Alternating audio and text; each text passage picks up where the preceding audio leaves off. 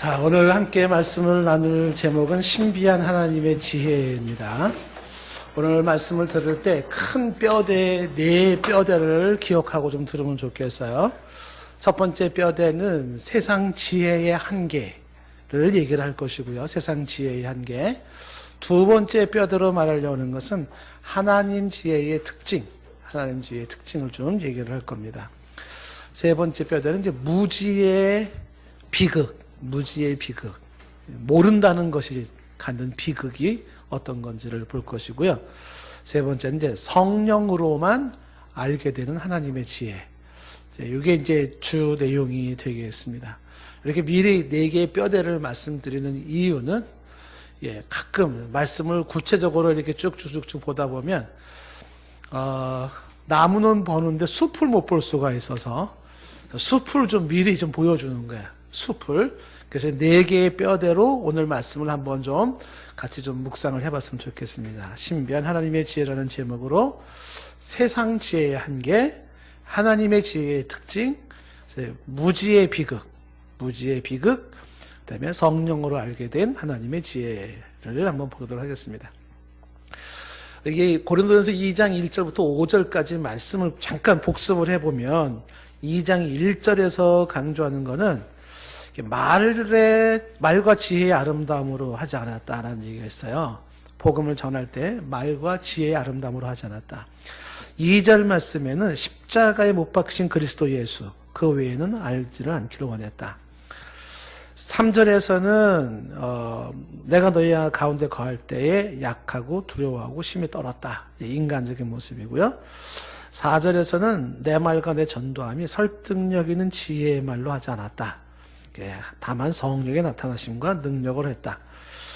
5절에 너희 믿음이라는 것이 사람의 지혜에 있지 않다. 하나님의 능력에 있다. 이런 얘기를 했습니다. 그래서 이제 1절부터 5절까지 말씀에서는 마치 지혜가 필요 없는 것처럼 이렇게 이해가 되어집니다. 그런데 이제 6절부터는 반대로 지혜가 필요하다. 이 얘기를 하고 있는데 단지 어떤 지혜를 알릴 거냐. 이게 포인트입니다. 요즘은 이제 하나님의 지혜가 필요하다는 걸 얘기하려는 건데요. 자, 먼저 세상 지혜, 세상의 지혜가 있어요. 세상 지혜의 한계를 좀 우리가 보겠습니다. 6절 말씀에 보시면 오늘 6절 말씀에 그러나 우리가 온전한 자들 중에서는 지혜를 말하노니 해서 온전한 자들 중에서는 지혜를 말합니다. 지혜를. 그래서 이제 온전한 자들이 누구냐라고 할 때 두 가지 의미가 있는데 첫째는 성숙한 자들이라는 의미가 있습니다.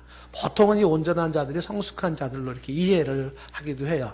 그래서 이 온전한 자들을 성숙한 자들로 이해해서 요게 이제 3장 1절에 가면 거기 이제 어린아이라는 게 나오는데 그 어린아이라는 말과 이제 대조된 말로 온전한 자들은 성숙한 자들이라 이렇게 이해를 하고요.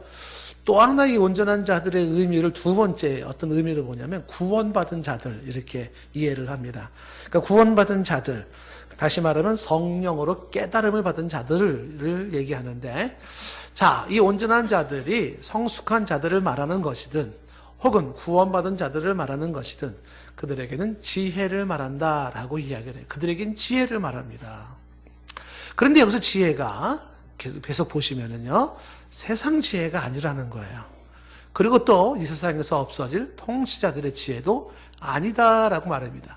지혜를 말하긴 말하지만 세상 지혜가 아니고 통치자들의 지혜도 아니다. 이렇게 얘기를 합니다. 이 세상 지혜라는 것은 다른 말로 바꿔 말하면 이 시대의 지혜라고 말할 수가 있는데 이 세상에서 이 시대에서 필요한 지혜를 말하는 것입니다. 자, 이 세상 지혜의 한계라고 말한다 그러면 이 세상 지혜는 세상이라고 하는 그 공간 안에서 필요한 지혜고 세상이라고 하는 이 시대라고 하는 이 시간 안에서 필요한 지혜예요. 이 세상이라고 하는 공간과 이 시대라고 하는 시간의 개념을 뛰어넘지를 못하는 지혜입니다. 그 지혜라는 것이. 그러니까 성경적으로 본다면 이 세상과 이 시대는 없어져요. 그렇다고 한다 그러면 이 세상에 국한된 지혜고 이 시대에 국한된 지혜라면 그것도 없어질 지혜예요. 결국은 영원한 지혜가 아닌 거죠. 그게 세상 지혜의 한계라고 하는 이야기인 것입니다. 자, 이런 얘기를 들을 때에 이제 혹자는 이제 오해를 하시는 분이 하나 계시는데 그 오해부터 잠시 짚고 넘어가자면 맞다 세상 지혜라는 거는 이게 다 없어질 지배고 무익한 지혜다 이렇게 생각하시는 분들 중에 이 세상 지혜를 거부하고 부정하는 사람들이 있어요. 그래서 이 사람들 중에는 이제 자녀를 학교를 안 보내는 사람이 있습니다. 학교를 안 보내. 뭐 홈스쿨링 하는 그런 거 말고요. 세상 지혜를 배워서 뭐 하냐. 그래서 애를 공부를 안 시켜요. 그리고 본인도 공부도 안 하고 하는 겁니다. 이 말씀을 그렇게 이해를 한 거죠. 야, 세상 지혜라는 게 이렇게 의미가 없는 거다. 세상 지혜 배워서 뭐 하냐. 학교 다니면 뭐 하냐. 그래서 안 보내 공부를 안 시키는데 그렇게 하시는 분들이 보통 이단들이에요. 이단들. 지금 여기서 강조하는 이야기는 그 세상 지혜의 한계를 이야기할 때 이제 포인트가 뭐냐면 세상 지혜를 완전히 부정하고 무시하는 것을 이야기하지 않아요. 세상 지혜라는 것을 다 죄악시하거나 세상 지혜라는 것을 다 무가치한 것으로 여긴다거나 세상 지혜를 다 해로운 것으로 여기는 말이 아닙니다. 비도덕적이거나 비윤리적이거나 반사회적이거나 그런 지혜는 당연히 그런 세상 지혜는 없어져야 돼요. 쓸데없는 쓰레기 같은 지혜도 있긴 있어요. 그건 다 없어져야 되겠지만 그렇게 비윤리적이거나 비도덕적이거나 반사회적인 지혜가 아니라면 세상 지혜는 필요해요. 저와 여러분들은 세상 지혜를 가져야 됩니다. 필요합니다. 그런데 지금 여기서 강조하는 게 뭐냐면 세상 지혜는 필요 없다, 거부해라, 무익하다, 백해무익하다 뭐 이런 걸 강조하려는 게 아니고요. 강조점이 뭐냐면 세상 지혜가 가지고 있는 한계, 세상 지혜가 가지고 있는 그 한계점을 지금 얘기를 하는 거야. 필요하고 있어야 되지만 그 세상 지혜가 가지고 있는 한계가 있다라는 겁니다. 좀 더 이제 구체적으로 정확하게 말한다면 세상 지혜의 한계가 뭐냐? 좀 전에는 세상 지혜가 세상이라는 공간의 한계와 시간의 한계라고 하는 것을 얘기를 했지만 그 시간과 공간의 한계를 가지고 세상 지혜는요. 어떤 한계를 드러내냐면 영적인 지혜를 주지를 못해요. 그게 한계예요. 그 영적인 지혜라는 것을 다른 말로 말하면 하나님의 지혜를 헤아릴 수가 없어요. 세상 공부를 많이 해서 하나님의 지혜를 통달할 수가 없어요. 하나님의 지혜를 알 수가 없어요. 그게 세상 지혜의 한계입니다. 같은 맥락에서 지금 6절에 통치자들의 지혜도 얘기했잖아요. 통치자들의 지혜. 끝부분에 가면 통치자들의 지혜인데 이 통치자들 지혜들도 마찬가지예요. 그 앞에 뭐라고 말했냐면 이 세상에서 없어질 이렇게 말했어요. 세상에서 없어질 통치자들의 지혜라고 얘기를 하고 있습니다. 결국은 없어질 통치자들의 지혜인 것입니다. 통치자들의 지혜예요. 그 세상의 통치자들이 다양한 지혜를 만들어내고 이론을 만들어냅니다. 그래서 저와 여러분들은요, 원하든 원치 않든 그 어떤 통치자들에 의한 지혜의 지배를 받고 살아요. 그것이 하나의 이념, 이데올로기일 수가 있습니다. 이것이 우리가 살고 있는 현실이에요. 먼저 이런 현실을 우리가 간단하게라도 좀 생각을 한다면 여러분 지난번에 3.1절 날 광화문에서 이제 뭐 태극기 집회하고 촛불 집회하고 막 해서 정부가 긴장해가지고서 뭐 경찰들 이렇게 차로다가 방어막 쏴고 충돌 생길까봐 하지 않습니까? 근데 그런 모습들도 해석의 다양성이 있을 수 있겠지만은요, 이념 대립 중에 하나예요. 이념 대립 중에 하나예요. 그러니까 우리나라가 특별히 해방 이후로부터 우리나라는요, 이념의 대립으로 인한 피해가 심한 나라들입니다. 우리 크리스찬들이 좀 생각을 해야 돼요. 그러니까 자본주의와 공산주의 혹은 사회주의와 민주주의라는 이 이념의 극단적인 대립 현상으로 말미암아 해방 이후에 서로가 서로를 엄청 죽였어요. 그 피해가 어마어마합니다. 순수한 사람들이요. 그리고 그 비극의 현장이 6.25 사변이에요. 6.25 전쟁입니다. 근데 이 이념의 대립이라고 하는 것이 지금 6.25 이후로 지금까지도 그러면 다 끝난 거냐? 아니에요. 지금도 여전히 사실 우리 사회는 살얼음판입니다. 이게 있죠. 그러니까 뭐 이념을 얘기한다 그러면 뭐 지금 얘기했던 자본주의에서 공산주의에서 뭐 수정자본주의에서 수많은 이론들이 나올 수가 있을 거예요. 지금 이제 그 얘기가 포인트는 아닙니다. 지금 그 얘기를 하려는 건 아니에요. 어쨌든 이거는 정부나 국가가 풀어야 될 숙제인 거죠. 만약에 여러분에게 제가 이렇게 질문 던진다면 여러분 어떻게 대답하시겠어요? 민족이 우선인가요? 이념이 우선인가요? 이 얘기를 지금 하려는 포인트는 아니에요. 쉽지 않습니다. 수많은 우리의 그 선진들조차도 고민했던 거예요. 민족이 우선이냐, 이념이 우선이냐, 이런 부분들 뜨거운 이슈죠. 풀어야 할, 어쩌지 풀어야 될 숙제이기도 하고, 우리는 그러한 상황 속에 살고 있는데, 오늘 이야기는 이제 이 통치자들의 지혜를 이야기하면서 없어질 통치자의 지혜, 세상 지혜의 한계를 이야기하면서 이 세상 지혜와 차원이 다른 어떤 통치자들이 만들어 놓은 지혜와 차원이 다른 지혜가 있다는 거예요. 그 차원이 다른 지혜는 보다 더 본질적인 지혜이고 보다 더 영원한 지혜이며 보다 더 영적인 지혜인데 그 지혜가 하나님의 지혜라는 거예요. 지금 여기 온전한 자들 중에는 지혜를 말하는데 어떤 지혜를 말하냐 하면 세상 지혜가 아니고 통치자들의 지혜가 아니래요. 지혜를 말해야 되는데 어떤 지혜인가? 7절 말씀에 바로 오직 은밀한 가운데 있는 하나님의 지혜를 말하는 것이에요. 하나님의 지혜. 따라해봅시다. 하나님의 지혜. 자, 그래서 지금 이제 6절 말씀에서는 세상 지혜의 한계를 간단하게 언급을 하고 세상 지혜의 간단한 언급. 세상 지혜의 가장 중요한 한계는 하나님의 지혜를 알 수가 없다는 게 가장 큰 한계입니다. 세상 지혜는 한계가 하나님의 지혜를 알 수가 없어요. 그리고 7절 말씀에서는 이제 하나님의 지혜를 이야기하면서 하나님의 지혜는 특징이 있습니다. 이 하나님의 지혜는 어떤 특징이 있냐 하면 몇 가지 특징이 나와서 7절에 보시면은요. 첫째가 어떤 특징입니까? 오직 은밀한 가운데 있는 하나님의 지혜라고 말하잖아요. 이게 은밀한이라는 것이 NIV 영어 성경에 시크릿이라고 했지만 그건 제가 보기엔 NIV도 좀 잘못 번역된 것 같아요. 미스테리입니다. 미스테리예요. 원어 성경어로 보면 무스테리온에서 나온 얘기인데 미스테리입니다. 미스테리. 그러니까 하나님의 지혜의 첫 번째 특징이 뭐냐면요. 신비예요. 신비. 하나님의 지혜는 신비합니다. 이거를 첫 번째 얘기를 하는 거죠. 바울이 그의 서신서에서 21번 사용한 단어이기도 한데 하나님의 지혜를 이야기할 때는요. 이거는 신비로 이야기를 해야 돼요. 신비로워요. 자, 여러분 한번 예를 한번 들어볼까요?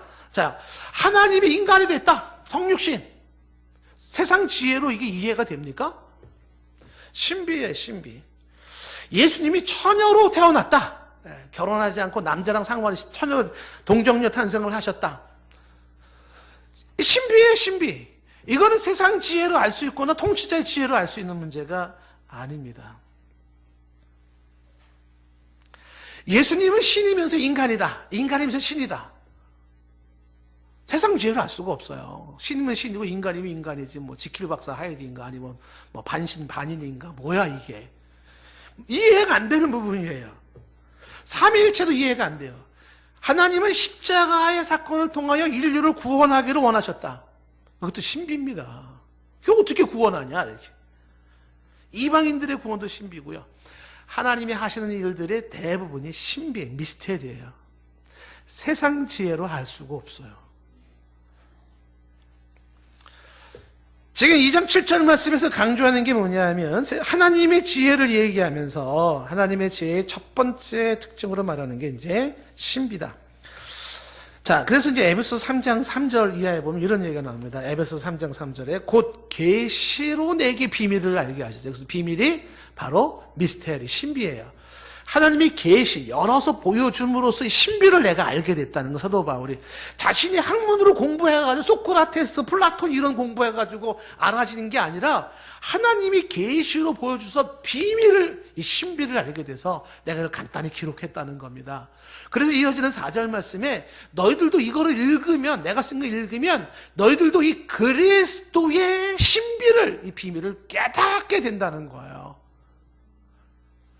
이거를 계시로 알게 된 사도 바울이 눈이 번쩍 뜨고 가슴이 쿵탕쿵탕 뛰면서 입이 딱 벌어진 거예요.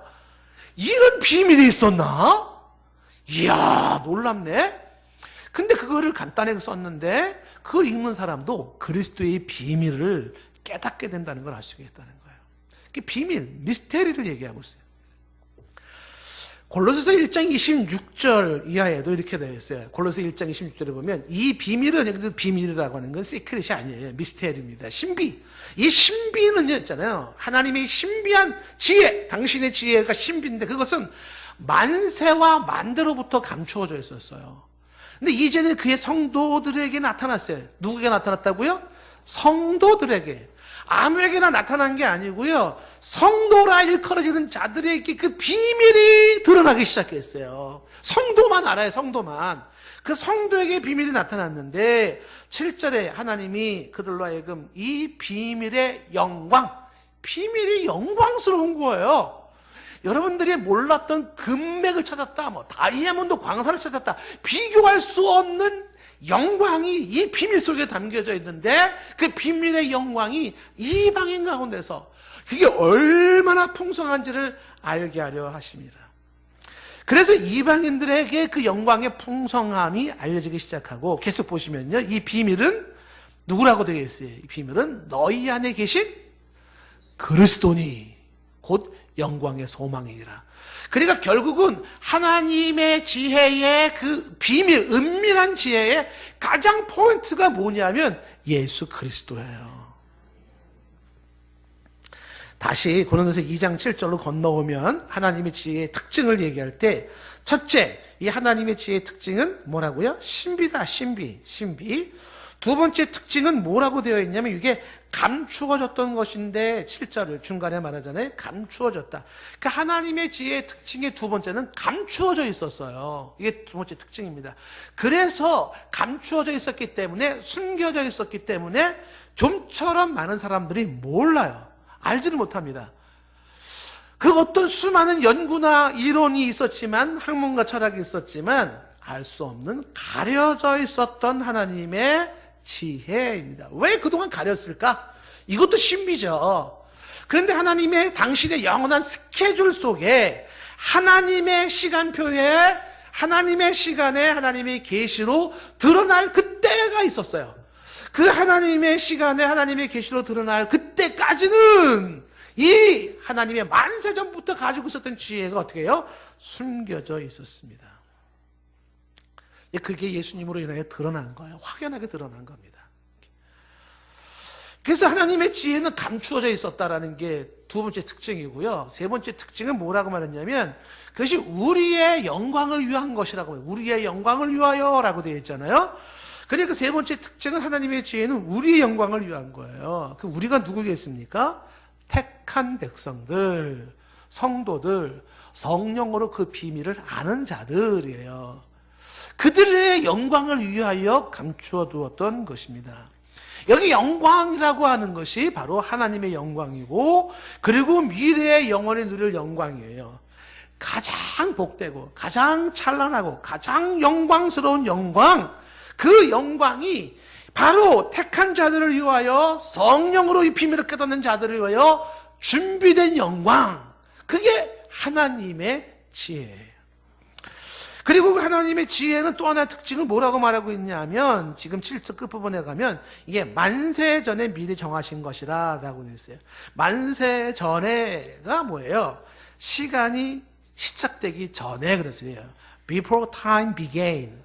그러니까 시간이 시작되기 전에 하나님의 지혜가 있었다. 우리가 좀 전에도 에베소 말씀에서도, 골로새서도 말씀에서 보았잖아요. 그러니까 만세와 만세부터 이 지혜는 정해져 있는 것이, 이 세상이 창조되기 이전부터 삼위일체 하나님의 내적인 자기 속에 인류 구원에 대한 계획을 갖고 계셨어요. 다시 말하면 이 예수 그리스도를 통한 구원의 하나님의 지혜는 후대에 그 어떤 인간이 고안해낸 이론이 아니에요. 어떤 발명가가 발명하는 것이 아니에요. 어떤 철학자가 세우는 이론이 아니에요. 이 세상 지혜로는 알 수 없는, 그리고 어떤 우연한 사건으로 발생된 게 아니라 만세전부터, 세상에 창조되기 이전부터 하나님이 가지고 있었던 계획인데, 이게 신비스럽고 감추어져 있는 하나님의 지혜로서 아무나 알 수 있지가 않아요. 아무나 보지를 못해요. 그럼에도 불구하고 이제 8절 말씀에 몰랐기 때문에 그 무지의 비극이 어떤 건지를 말해주고 있어요. 몰랐기 때문에 그 무지가 만들어낸 비극이 어떤 거냐라는 거예요. 비록 신비한 것이고 가려진 것이었었고 알려지지 아니했던 거지만 그런데 몰랐다라는 것이 주는 비극을 말하고 있는데, 지금 8절 말씀에 이 지혜는 이 세대의 통치자들이 한 사람도 알지 못하였으니, 앞부분에 얘기했던 내용과 마찬가지잖아요. 통치자들의 지혜로는 알지를 못했어요. 알지를 못해요. 그런데 뭐라고 나오죠? 그 다음 얘기가 만일 알았더라면 영광의 주를 십자가에 못 박지 않았을 거라는 거죠. 이 얘기가 예수님 당시에 로마 정부나 혹은 당시의 사람들로 국한된 이야기는 아니에요. 지금도 마찬가지. 만일 세상 사람들이 영광의 주를 알았다면 주를 십자가에 못 박지 않고 주를 조롱하지 않고 주를 무시하지 않겠죠. 왜 수많은 사람들이 주를 무시하고 주를 조롱하며 주 예수 그리스도를 향하여 막말로 대들까요? 몰라서. 하나님의 지혜가 없어요. 알았다면 이 영광의 주와 십자가에 못 박는 걸 대조하잖아요.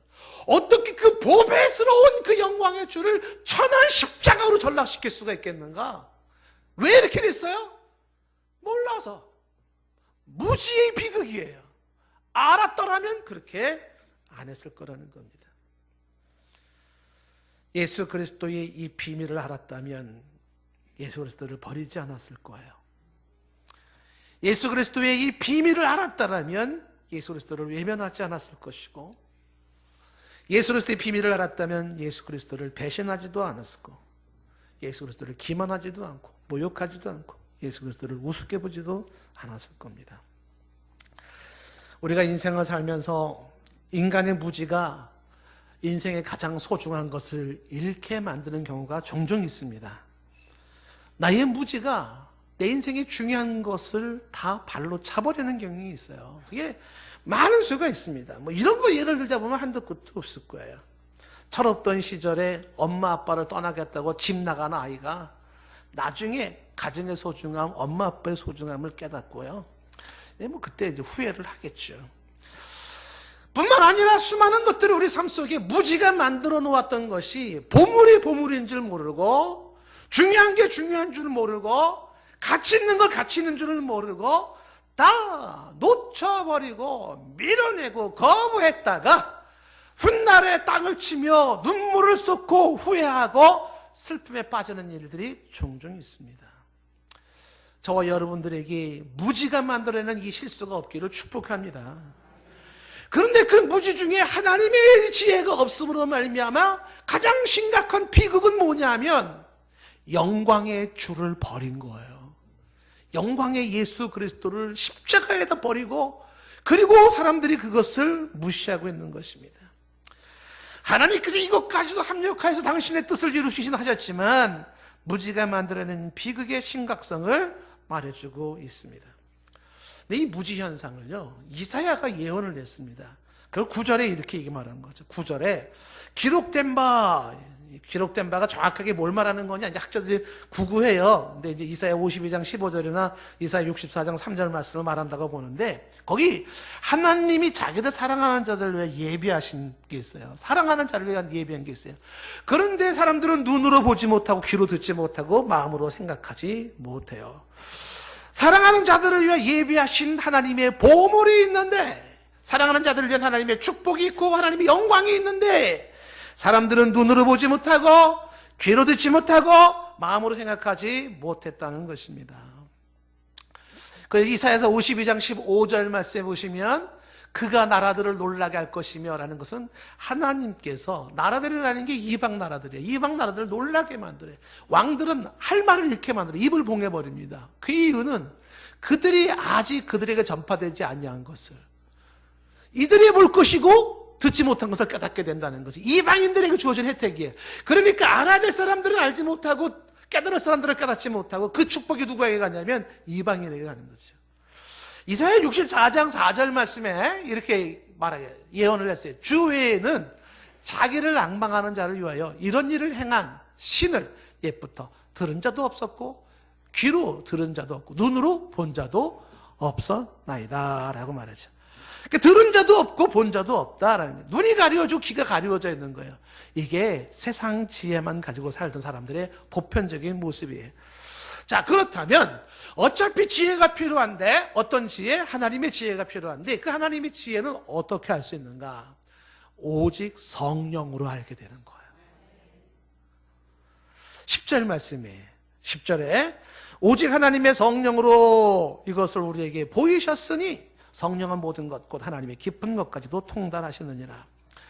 그래서 10절부터는 이제 오직 성령으로만 알게 되는 하나님의 지혜를 말하는 것입니다. 하나님의 지혜는 성령으로 알게 된다. 성령으로 보이셨다. 이렇게 말을 하고 있습니다. 그런데 여기 10절에도 그렇게 했잖아요. 오직 하나님이 성령으로 이것을 우리에게 보이셨으니, 여기서 우리가 누구겠습니까? 바로 이거를 보고 깨닫고 아는 우리가 특정한 사람들이 따로 있다는 것입니다. 이것을 에베소서 3장 5절만 쓰면 뭐라고 말했냐면, 바로 그 우리가 누구냐면 이제 그의 거룩한 사도들과 선지자들에게, 이들이에요. 사도들과 선지자들에게 성령으로 나타내신 것 같이 다른 세대에서는 사람의 아들들에게는 알리지 않았어요. 그러니까 깨달은 자들은 사도와 선지자들 뿐이었었어요. 그러다가 이게 어디로 넘어갔냐 하면 6절 말씀으로 이방인으로 넘어갔는데, 그 이방인들이 다 들어가진 않아요. 이방인들 중에서도 이 복음을 깨닫는 자들 따로 있습니다. 이방인들의 복음으로 말미암아 그리스도 예수 안에서 함께 상속자가 되고 함께 지체가 되어가고, 그리고 약속에 참여하는 자가 된다는 겁니다. 성령의 역사하심을 받는 자, 성령의 깨닫게 하시는 자가 따로 있더라라는 것이에요. 오늘 이 시간 예배드리는 여러분들에게 축복하고 싶은 게, 하나님의 지혜를 알게 하시는 성령의 깨닫게 하심이, 성령의 눈을 열어주심이 우리에게 있기를 원해요. 사람의 지혜로 안 돼요. 공부 많이 해서 될 문제가 아니에요. 어떤 이념의 문제가 아니에요. 이것은 하나님의 예비하신 이 영광과 축복의 영원한 것들을 성령께서 알게 하지 않으면 알 수가 없어요. 하나님의 감추어진 그 신비가, 그 영광이 만세 전부터 가지고 있었던 당신의 지혜가 그 어떤 것으로 알려지지 않고 성령으로만 알게 된다는 사실입니다. 계속해서 설명해요. 11절 말씀 보시겠어요? 사람의 일을 사람의 속에 있는 영외에는 누가 알리요? 그랬죠. 사람의 일이라는 게 있어요. 사람의 일. 그건 사람이 자기 속에 있는 영, 공동번역에는 마음이라고 되어 있는데, 다시 말하면 사람의 일은 내가 알죠. 누가 알겠어요? 내 안에 있는 내 마음이, 내 영이 알죠. 이와 같이 하나님의 일, 하나님의 지혜, 하나님의 계획, 하나님이 하시는 일들, 이것은 하나님의 영 외에는 아무도 몰라요. 하나님의 그 신비한 일은 사람이 알 수가 없어요. 성령만이 안다는 것입니다. 12절 말씀에 말하기를 이렇게 말해요. 이제 우리는 뭐예요? 구원받은 자, 성령을 받은 자겠죠. 우리는 세상의 영을 받지 않았어요. 우리는 무슨 영을 받았을까요? 하나님께로부터 온 영. 그게 뭐예요? 성령을 받은 사람이에요. 그래서 성령을 받은 사람들은 이는 우리로 하여금 하나님께서 우리에게 은혜를 주신 것들을 알게 하려 하십니다. 성령을 받은 자들에게 하나님이 은혜로 주신 것들을 알게 하십니다. 성령을 받은 저와 여러분들이 되기를 원하고, 우리에게 주신 은혜로 주신 것들을 알기를 원합니다. 하나님의 은혜로 주신 것이 가장 포인트가 예수 그리스도의 대속 구원인 것입니다. 13절 말씀에 우리가 이것을 말하거니와 사람의 지혜가 가르치는 것으로 하지 않으려 오직 성령께서 가르치신 것으로 해요. 성령께서 가르치신 것으로 해요. 그래서 영적인 것은 영적인 것으로 분별하는 거예요. 영적인 일은 영적인 것으로 분별하는 거지. 다른 것으로 안 된다는 것입니다. 이 말씀이 영적인 것은 영적인 것으로 분별한다는 이 이야기도 높아심에서 조금 더 언급을 하고 이 부분을 설명을 해야 됩니다. 이단들이 이 말씀을 이렇게 종종 써먹어요. 어떤 논리를, 아주 아리까리한 논리를 펴내고, 혹은 어떠한 철학자들이나 사람들 이야기를 몇몇을 언급하면서, 그러면서 그 묘하게 이야기를 풀어내면서 뭐라고 말하냐면, 잘 이해가 안 되지? 영적인 건 영적인 것으로 분별하기 때문에 그런 거야 라고 이야기하면서 자신의 이야기가 심오한 진리인 것처럼 진리 흉내내기를 하는 이단들이 있어요. 자, 여기서 말하고자 하는 영적인 것은, 영적인 일은 영적인 거로 분별한다는 것은, 자, 정확하게 얘기를 한다면 하나님의 지혜가 가지고 있는 신비, 하나님의 지혜가 가지고 있는 감추어진 그 지혜, 그 만세전부터 가지고 있는 하나님의 지혜라는 것이 베일에 가려져서 쉽게 알 수 있는 것이 아니다라는 건 맞는 얘기인데, 그런데 그것을 성령으로 알게 된다는 걸 강조하는 거죠. 그렇다면 그 하나님의 좀처럼 알 수 없는 그 계획과 그 신비한 하나님의 지혜가 뭘 말하는 거냐? 답이 딱 나와 있어요. 그건 다른 게 아닙니다. 예수 그리스도예요. 영적인 것은 영적인 것으로 분별한다라고 하는 것은 결국은 예수 그리스도를 통한 하나님의 인류 구원의 계획이라고 하는 것은 성령의 역사하심으로만 안다라는 걸 말하려는 것이지, 무슨 아리까리한 이야기 막 늘어놓고서 영적인 것은 영적으로 한다고 말하려는 것은 아니에요. 예수 그리스도를 말하지 않는 것은요, 그것은 진정한 아직도 하나님의 지혜를 모르는 사람들이에요. 수많은 기독교를 위한다고 혹은 기독교의 이름으로 행하는 것들이 많이 있잖아요. 근데 그 모든 것들을 여러분 정확하게 보시면 돼요. 예수 그리스도를 드러내는 게 아니라면요, 그거요 거짓말일 확률이 높아요. 거짓말 확률이 높아요. 궁극적으로는 하나님의 지혜가 예수 그리스도고 성령께서 보여주시고 알게 하시는 것이 예수 그리스도예요. 예수 그리스도를 통한 구원의 역사입니다. 14절 말씀 보세요. 여기 표현은, 재미난 표현이 뭐냐면 육에 속한 사람이라는 표현이 나오잖아요. 14절에 육에 속한 사람이라고 하는 말이 정확하게 뭘 말하는 거냐면 성령이 없는 사람이에요. The man without the spirit. 성령이 없는 사람이에요. 요거를 킹 제임스 버전에는 natural man이라 해서 자연인이라고 말해요. 자연인들. 여러분, 우리 주변에 대부분 사람들이 성령이 없는 사람들이에요. 성령을 받지 못했어요. 자연인입니다. 근데 이런 사람들은요, 보세요. 뭐라고 말했냐면, 이런 사람들은요, 하나님의 성령의 일들을 받지 아니했잖아요. 그래서 그들에게는요, 그리스도에 대한 이야기는 어리석게 보일 수밖에 없어요. 하나님의 지혜를 성령께서 깨닫게 하지 않았기 때문에 세상적으로 세상 지혜를 많이 가졌을지 모르지만 그들에겐 다 어리석게 보여요. 성령을 받지 아니한 육에 속한 사람들에게는요, 어리석게 보입니다. 그들은요, 알 수도 없어요. 분별도 안 됩니다. 예수 얘기가요, 터무니없는 얘기예요. 여러분, 조금 더 비약적으로 얘기한다 그러면 있잖아요, 지금 이 육에 속한 사람들은요, 성령을 받지 않았기 때문에 성령이 깨닫게 하신 하나님의 지혜에 관심이 없습니다. 이런 사람들의 가치관은 물질적이고 현세적이고 육체적인 가치관을 가지고 있어요. 대부분이 그런 거죠. 자연인들에게는 그저 돈의 문제고 빵의 문제예요. 현세적인 문제고 욕망의 문제예요. 욕망의 문제. 여기에 가치관이 들어있습니다. 보다 더 고차원적인 정신적인 것이라든지 내세적인 것이라든지 영적인 것이라든지에 대한 관심은 그리 없어요. 자연인들의 모습이에요. 배고픈 소크라테스가 되느니 차라리 배부른 돼지가 좋다, 이런 논리죠. 사람은 떡으로만 사는 것이 아님에도 불구하고 떡이면 된다, 이런 논리예요. 성령을 받지 않은 자들에겐 영적인 부분에 대한 관심이 없어요. 어리석게 보이고, 어쩌면 제 설교한 것도 다 지금 이 육에 속한 사람들은 이렇게 말할 거야. 바보 같은 짓 하고 있네. 아이고, 저 쓸데없는 소리 하고 있네. 그렇게 말할 거예요. 어리석게 보이고 알 수가 없다는 것입니다.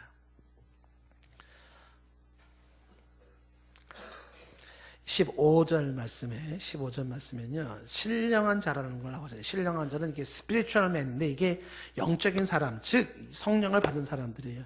이런 사람들은요, 모든 걸 판단할 수 있는 진정한 그런 권세를 가진 자들이에요. 그 어떤 사람에게 판단받을 필요가 없습니다.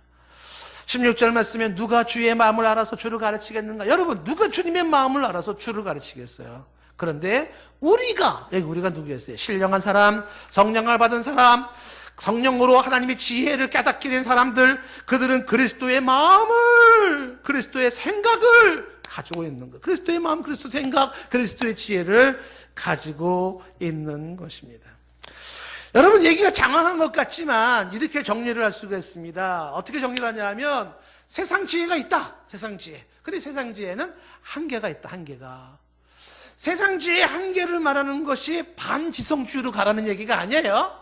반지성주의, 지성을 무시하고 반대하는 것이 신앙 좋은 것이라고 말하지 마십시오. 그거 아닙니다. 단지 세상 지혜가 가지고 있는 한계가 있는데 그 세상 지혜로는 하나님의 지혜를 알 수 없다는 한계가 있어요. 영적인 세계를 알 수가 없다는 한계를 가지고 있는 것입니다. 통치자의 지혜도 그렇고 이념적으로 싸우고 있는 부분도 마찬가지예요.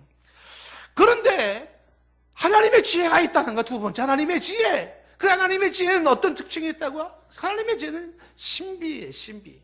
그 신비는 감추어져 있었어요. 그 하나님의 지혜는 만세 전부터 예정된 것이었었어요. 정해진 것이었습니다.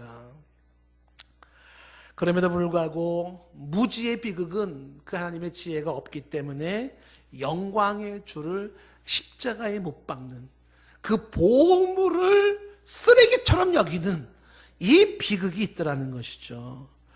오직 성령으로만 하나님의 지혜를 알 수 있다라는 이야기의 결론으로 나오는 것이에요. 성령으로만 알 수 있는 하나님의 지혜. 성령이 보게 하셔야 보이고, 성령이 듣게 하셔야 들리고, 성령이 알게 하셔야 알고, 성령이 깨닫게 하셔야 깨닫게 되고, 성령이 믿게 하셔야 믿어지는 이 역사가 있어요. 성령이여 우리의 눈을 열어주시옵소서. 보게 하옵소서. 성도라 일컬어지는 자들은 세상의 영을 받지 않은 자들이에요. 하나님의 영, 성령을 받은 자들이에요. 그래서 하나님께서 우리 성도들에게 은혜로 주신 것도 어떤 건지를 알게 하셨다는 것입니다. 율계에 속한 사람, 성령을 받지 않은 사람, 자연인들은 하나님의 일을 하고 하는 것이 어리석게 보이고 바보처럼 여겨진다라고 하는 것입니다. 복음이 바보예요. 복음이 어리석은 거예요.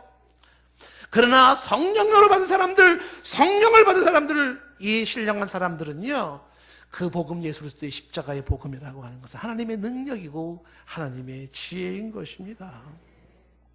워낙에는 오늘 말씀을 끝내면서 저는 이렇게 사모하고 기도해요. 주여, 성령으로 하나님의 지혜인 예수 그리스도를 아는 자들이 이 땅에 많아지게 하옵소서. 성령의 역사하심으로 하나님의 지혜이신 예수 그리스도를 아는 자들이 우리 자녀이기를 원합니다. 성령의 역사하심으로 하나님의 심오한 지혜, 신비한 지혜이신 예수 그리스도를 아는 자들이 우리의 부모님, 우리의 이웃들, 그런 자들이 이 땅에 많아지기를 소원합니다. 성령으로 눈이 밝아져 하나님의 영원하신 신비한 지혜이신 예수 그리스도의 눈이 열려 감동하는 자들이, 그 복의 영광에 몸소리치며 감동하는 자들이 많아지기를 진심으로 원합니다.